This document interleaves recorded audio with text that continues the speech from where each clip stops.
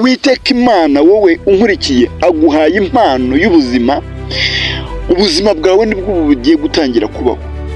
Aguhaye impano y'ubuzima. Umva inkuru nziza wa mukobwa we. Imana yo mu gihugu cyo mu ijuru iguhaye impano y'urugo rwiza, iguhaye impano y'umugabo mwiza, kandi niyo ntangiro y'ubuzima bwawe.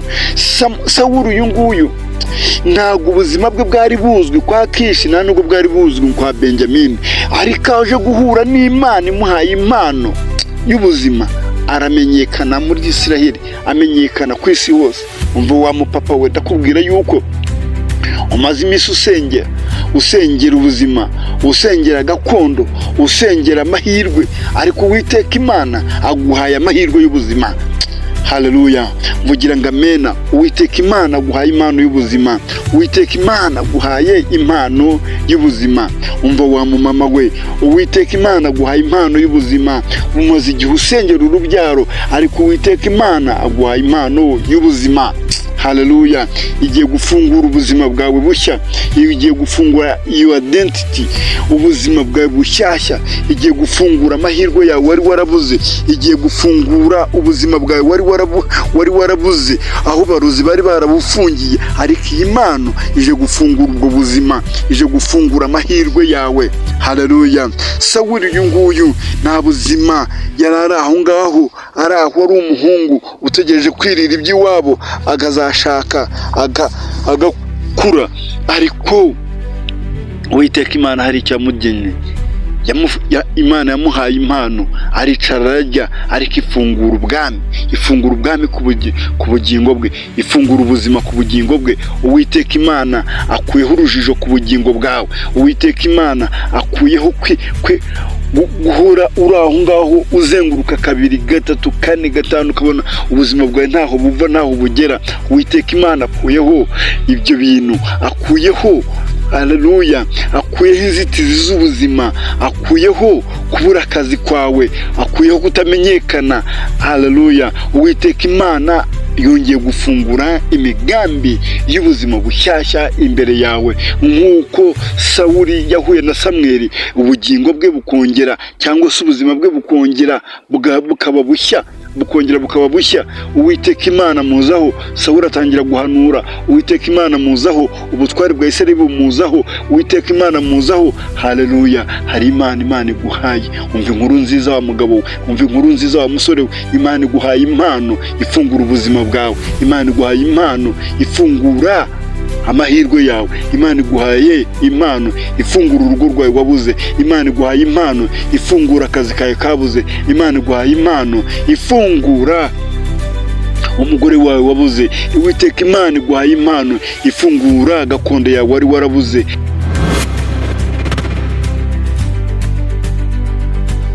Muraho neza bakunzi ba Elayo Mountain TV, nongeye kubashimira, nongeye gufata umunsi w'uyu munsi, ndavuga nti Uwiteka Imana nabahe umugisha, Uwiteka Imana nabahe ishya n'ihirwe.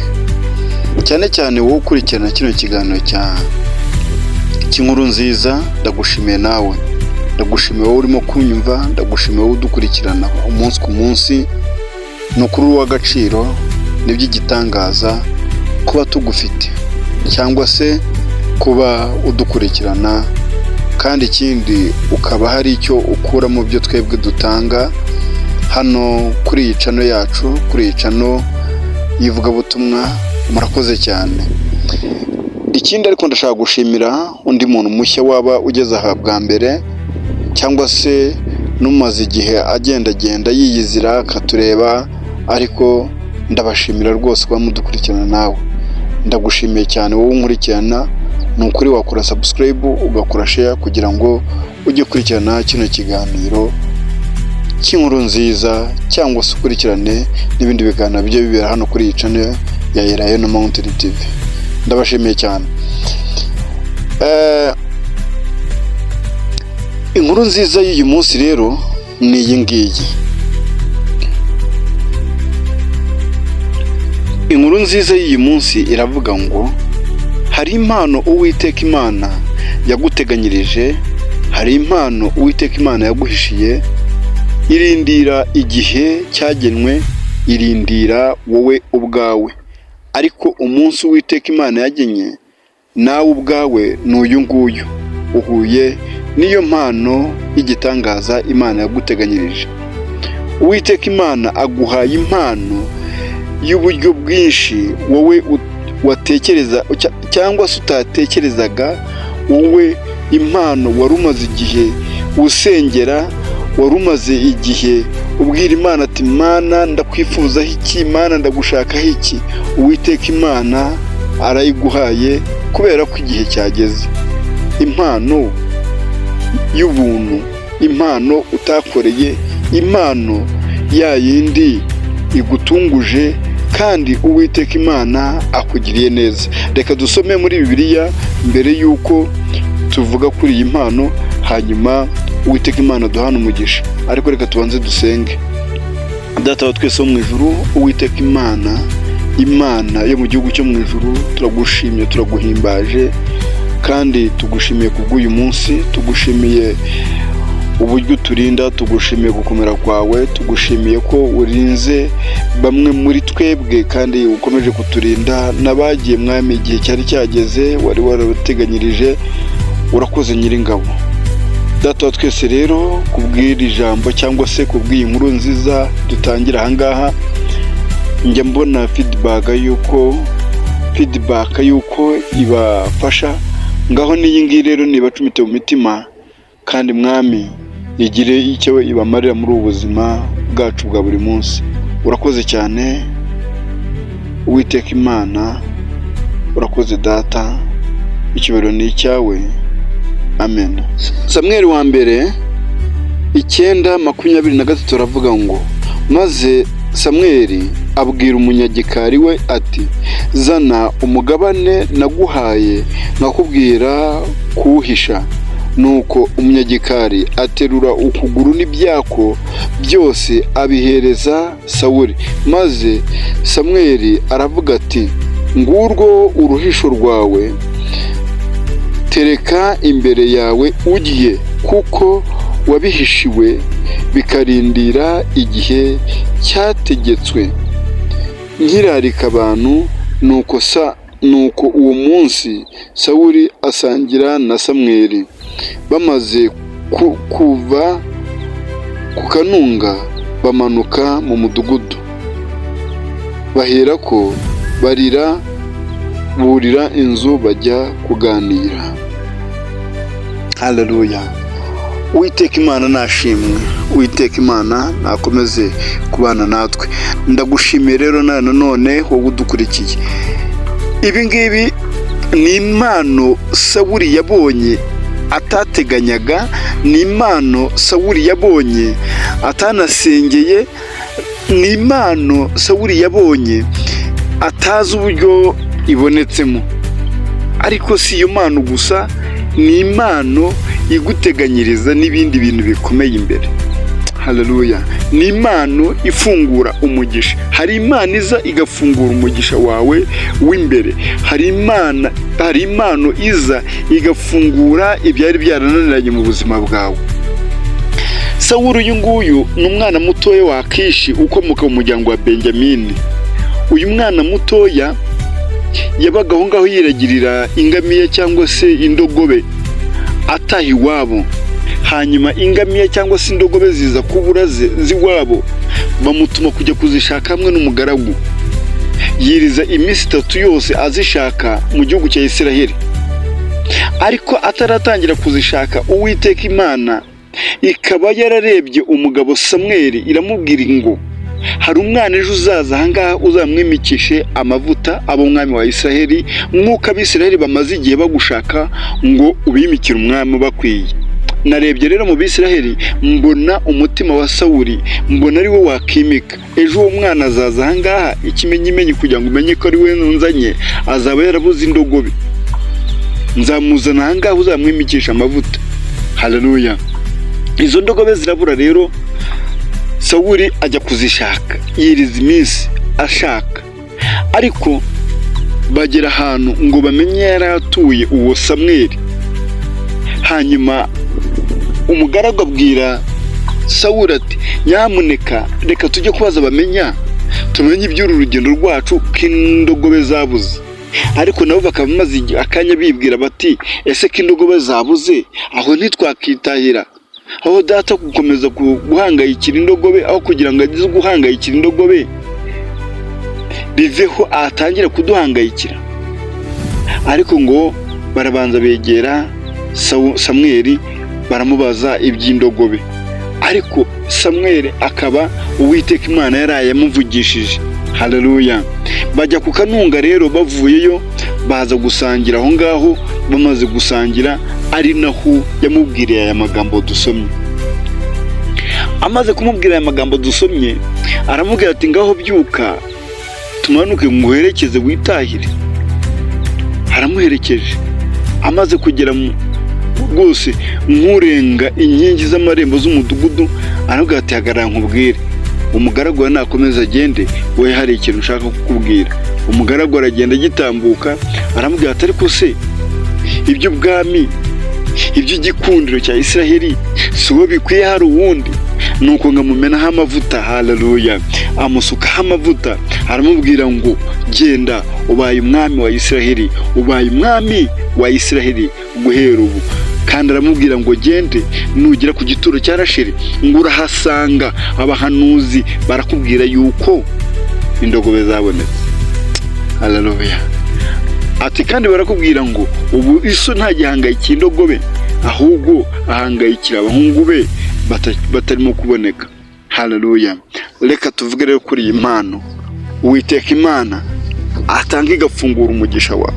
Hari impano Uwiteka atanga igafungura imbaraga z'umugisha ku bugingo bwawe, ikirukana umwuka w'ubukene, ikirukana umwuka ukwizingira ahantu hamwe, ikirukana umwuka w'agahinda muri wowe, ikirukana. Haleluya. Samweli uyu nguyu yateruye amagambo abwira Sawuli, aramubwira ngo ngaho icara urye unywe, kubera ko byarindiriwe igihe nk'iki. Haleluya. Haleluya. Uwiteka Imana wowe unkurikiye aguhaye impano y'ubuzima. Ubuzima bwawe nibwo bugiye gutangira kubaho. Aguhaye impano y'ubuzima. Umva inkuru nziza wa mukobwa we. Imana yo mu gihugu cyo mu ijuru iguhaye impano y'urugo rwiza, iguhaye impano y'umugabo mwiza, kandi niyo ntangiro y'ubuzima bwawe. Sawuli uyu nguyu ntabwo ubuzima bwe bwari buzwi kwa Kishi, nta nubwo bwari buzwi kwa Benjamini, ariko aje guhura n'Imana imuhaye impano y'ubuzima, aramenyekana muri Isiraheli, amenyekana ku isi hose. Umva wa mupapa we, ndakubwira yuko umaze iminsi usengera ubuzima, usengera gakondo, usengera amahirwe, ariko Uwiteka Imana aguhaye amahirwe y'ubuzima. Haleluya.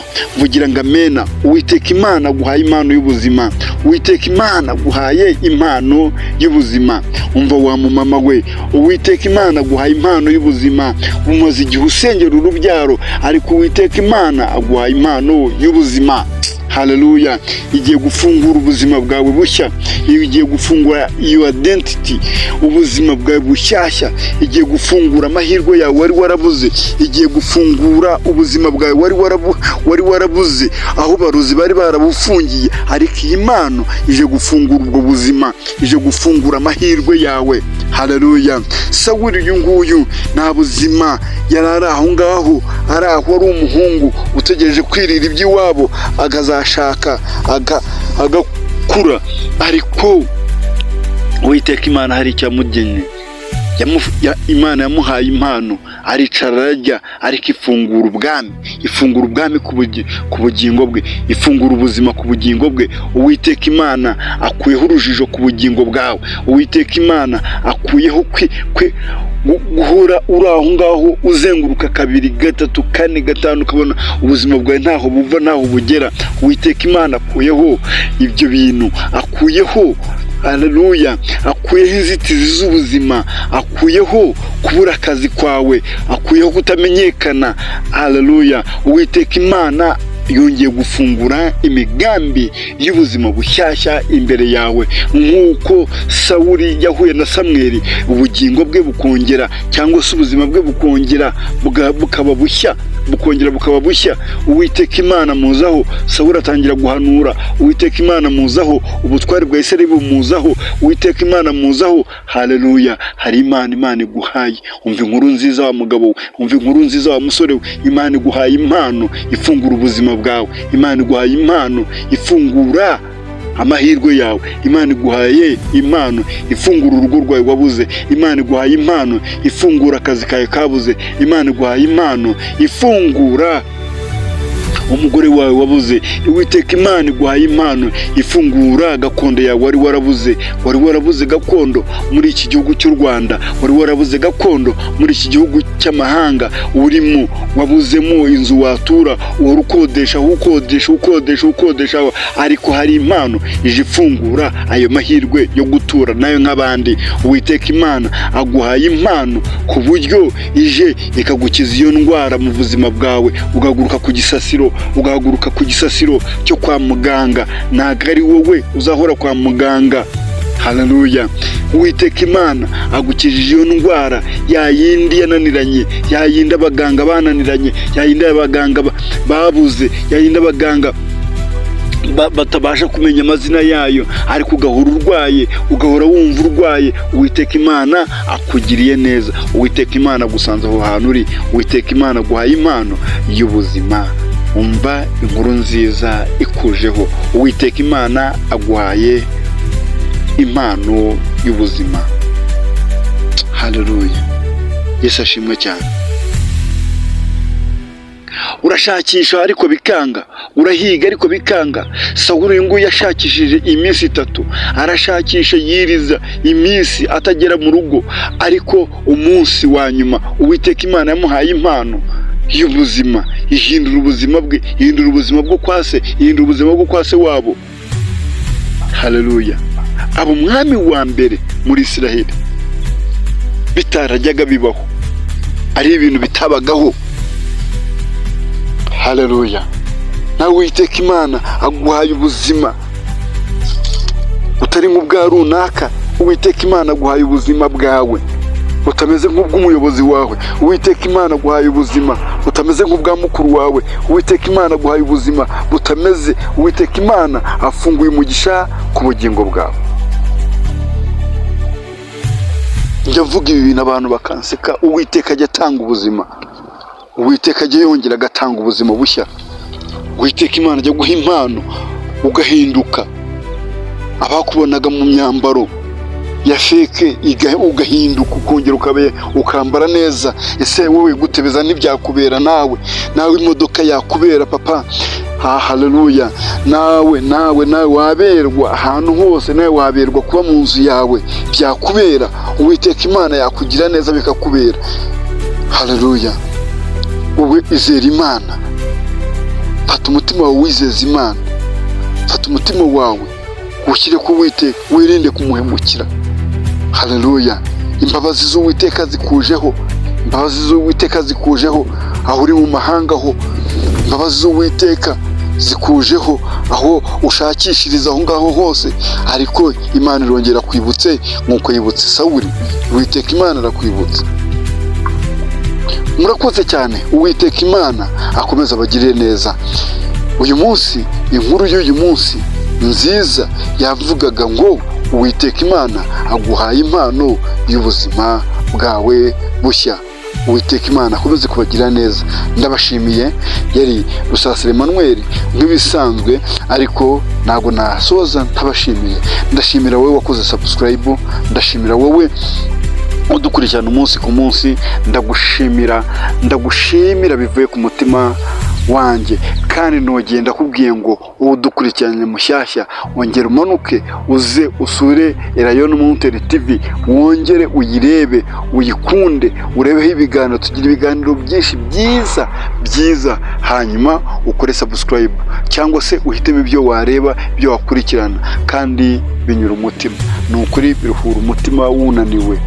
Murakoze cyane. Uwiteka Imana bampere umugisha. Ciao. shalom shalom.